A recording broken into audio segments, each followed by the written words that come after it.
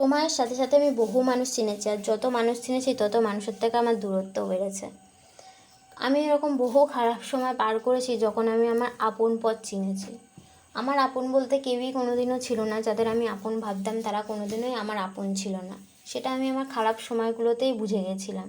তবুও তাদের বারবার বিশ্বাস করেছি, ভরসা করেছি, কিন্তু তারা যে কী পরিমাণ আমাকে ঠকিয়েছে, আমাকে কষ্ট দিয়েছে, তারা নিজেরাও জানে না যে কতটা পরিমাণে আমাকে কষ্ট দিয়েছে।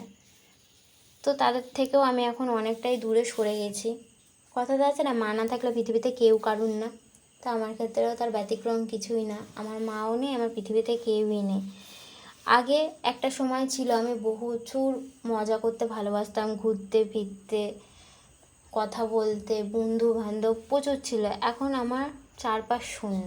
আমি এখন কারোর সাথেই মিশি না, কারোর সাথে কথা বলি না, কোথাও যাই না, কোথাও বেরোই না। এখন মনে হয় কি ঘরটাই ভালো, ঘরের মধ্যে থাকাই ভালো। কারোর কাছ থেকে না ঠকার ভয় আছে, না কারোর থেকে কষ্ট পাওয়ার ভয় আছে, না কাউকে কষ্ট দেওয়ার মতন কিছু আছে।